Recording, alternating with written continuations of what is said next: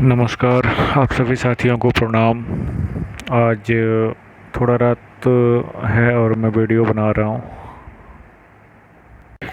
मैं आप लोगों को अपडेट तो बहुत पहले करने वाला था, पर कुछ वजह से अपडेट नहीं कर पाया। और जब भी यह वीडियो जब अचानक से एक क्लिप लिया गया था हमारे फ्रेंड के द्वारा, तो उस समय हम लोग बिल्कुल हाई कोर्ट के मेन गेट पर वकील साहब से वहीं मिल लिए, क्योंकि लंच का टाइम था, इधर उधर जाने का समय नहीं था और 2:30 बज चुका था।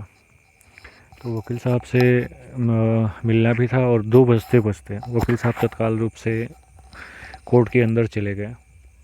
तो जो मुख्य चीज़ें हैं, मैंने सोचा कि लाइव आने के बाद दोबारा वीडियो अपलोड करके मैं आप लोगों को बता दूंगा, बट हमारे साथ एक समस्या हो गई और मुझे अचानक आना पड़ा। और फिर आज हमारे बड़ी माता जी का देहांत भी हो गया, तो सारी प्रक्रिया पूर्ण करने में रात हो गई। और इसलिए यह वीडियो मैं मॉर्निंग में डाल रहा हूँ, और इससे पहले मैं ये वीडियो डाल चुका हूँ। यहाँ हमारे साथ थोड़ी समस्या है, इसलिए मैं अपडेट नहीं दे पा रहा था। लेकिन साथ ही जो अनिवार्य रूप से मुख्य सूचना है, वह मुख्य सूचना आप लोगों के साथ शेयर करता हूँ। मुख्य बात यह थी कि उस दिन हम लोग हाई कोर्ट में गए थे। आप लोग देख सकते हैं वीडियो में, आप लोगों के सामने वीडियो चल रहा है। हम लोग हाई कोर्ट में ही उपस्थित हैं और हाई कोर्ट में वहाँ वकील साहब से मुलाकात भी किए गेट पर। और वहाँ उनसे मिलने के बाद जितने भी केस हैं, सारे केसों पे मुख्य रूप से चर्चा हुई। और उस दिन जो यूपीटीएटी प्राइमरी का रिजवाइंडर पेश करना है, तो सारी फाइलों पे हमें रिजवाइंडर पेश करना है, करवाना है। और जो हमारा मामला था, जो मेरा सिर्फ सिंगल का था, उसका बहुत जल्दी बन गया रिजवाइंडर। और रिजवाइंडर बनाकर हम लोगों ने वकील साहब के पास सौंप दिया था, और बाकी चीज़ें कंप्लीट वकील साहब कर लेंगे। तो वकील साहब भी अपनी तरफ से पूर्ण तैयारी कर लिए थे। उसके बाद चर्चा हुई कि अन्य यूपीटीएटी प्राइमरी के जितनी सारी फाइलें हैं, उन पे भी रिजवाइंडर करना और करवाना है। तो हमारे 4 फाइलें समथिंग हैं, तो एक तो हम अपनी करवा लेंगे, और जो फाइलें हैं उन फाइलों को भी हम उस पर रिजवाइंडर सबमिट करवा देंगे। और एक अनुरोध हमारा यह भी था कि जितने लोग यूपीटीईटी के फाइल लेके कोर्ट में सबमिट किए थे और हमारे साथ टैग है, जुड़े हुए हैं, वो अन्य लोग भी अपनी फाइलों पे रिजवाइंडर सबमिट करवा ले। ये बात मैंने कोर्ट में ही बोला था। और एक मैम, मैं नाम नहीं लेना चाहूँगा, एक मैम हमको फ़ोन करके बता रही थी कि वह यूपीटीईटी वाले जो उनके मामले को फाइल में कोर्ट में सबमिट करवाए हैं, वो रिजवाइंडर के लिए कुछ कह नहीं रहे या बोल नहीं रहे हैं। ऐसे तमाम लोग हैं जो फाइलें तो सबमिट करवा रहे हैं कोर्ट में, लेकिन केस क्या, कैसे चलना है, कैसे लड़ना है, क्या करना है, किसी को कोई मतलब ही नहीं है। बस केस कोर्ट में सबमिट करवा दिया, बात ख़त्म। मतलब जो छात्र कुछ भरोसा करके आप लोगों के साथ जुड़े थे, उनके साथ ये तो अन्याय है ना। धोखा क्यों कर रहे हो? केस लो हाथ में तो उसे लड़ो, क्योंकि यह छात्र हित की लड़ाई है, छात्रों के लिए लड़ा जा रहा है। और इसमें सिर्फ छात्र ही नहीं, क्योंकि हम भी छात्र हैं, हम भी छात्र जीवन जी रहे हैं, हम भी इसी मैटर से संबंधित हैं।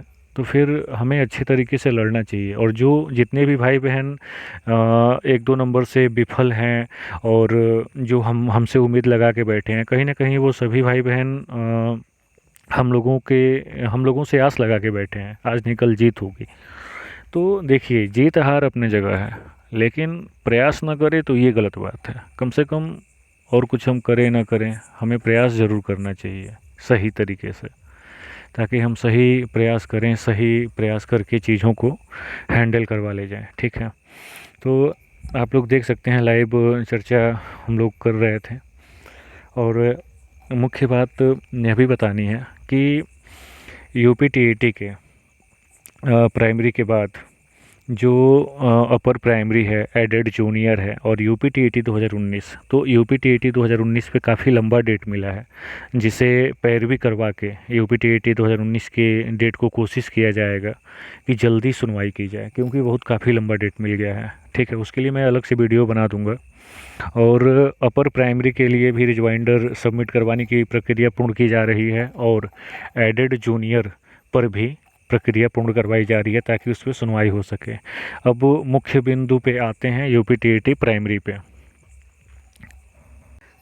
प्राइमरी वाले फाइल पे जितनी सारी फाइलें पड़ी हैं माननीय इलाहाबाद हाई कोर्ट में, सभी मामले विचाराधीन ही चल रहे हैं और इन सभी मामलों को लेकर प्रयास यही है कि देखिए, मैं ये नहीं कह रहा कि सिर्फ मैं अकेले एक्टिव हूँ, कुछ ना कुछ एक आध लोग ऐसे भी हैं जो थोड़ा बहुत वो लोग भी एक्टिव हैं और अपने स्तर से वो भी प्रयास कर रहे हैं। ठीक है, और मतलब ऐसे मुझे लग रहा है कि 20 से तो ऊपर फाइलें पड़ी हैं। अगर सभी लोग एक साथ एक्टिव हो जाते तो मज़ा ही आ जाता, अगर सभी लोग एक साथ एकजुट हुए होते। लेकिन यहाँ क्या था, हर व्यक्ति अपनी अपनी राजनीति की रोटी सेकने में लगा था।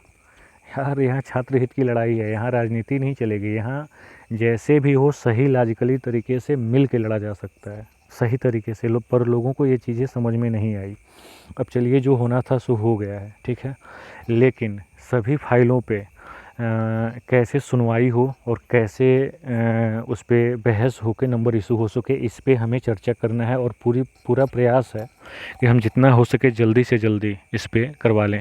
और उम्मीद है कि अब जो भी चीज़ें होंगी दिवाली के बाद ही संभवतः कुछ हो पाएगा, क्योंकि अब माननीय इलाहाबाद हाईकोर्ट में भी छुट्टियां कंटिन्यू रहेंगी। ठीक है, तो दिवाली के बाद कुछ संभव हो सकता है।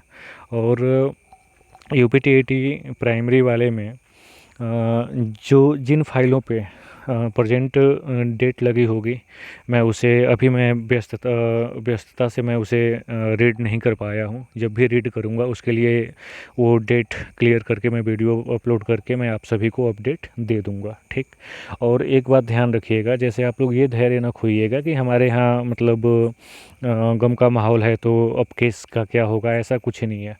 केस कंटिन्यू निरंतर चलता रहेगा और विलंब। ठीक है, जो भी प्रक्रियाएं रहेंगी वो कंटिन्यू होंगी, मैं आता जाता रहूँगा, जो भी चीज़ें होंगी कंटिन्यू इलाहाबाद हाई कोर्ट में कंटिन्यू रहेंगी। ठीक है, वकील साहब से हमारी चर्चा होती रहेगी, जो चीज़ें उन्हें चाहिए मैं वो सारी चीज़ें प्रोवाइड करवा दूँगा। आप लोग बिल्कुल धैर्य न खोइए, जो भी कार्य है वो पूर्ण होगा, वो रुकेगा नहीं। हाँ, ये है कि हमारे लिए थोड़ी समस्या है कि हमें यहाँ भी देखना होगा, वहाँ भी देखना होगा, थोड़ी समस्याएं तो बनी ही रहेंगी, लेकिन वो मेरी समस्या है। आप लोगों को घबराने की ज़रूरत नहीं है, बस कंटिन्यू सारी चीज़ें चलती रहेंगी। ठीक है, निश्चिंत रहिएगा आप लोग। और कौन कौन से पे किस फाइल पे क्या क्या डेट मिली है और क्या अगली सुनवाई हो सकेगी नहीं हो सके, जो भी कुछ चीज़ें पता चलेंगी मैं आप लोगों को अपडेट कर दूंगा। ठीक है, और ऐसे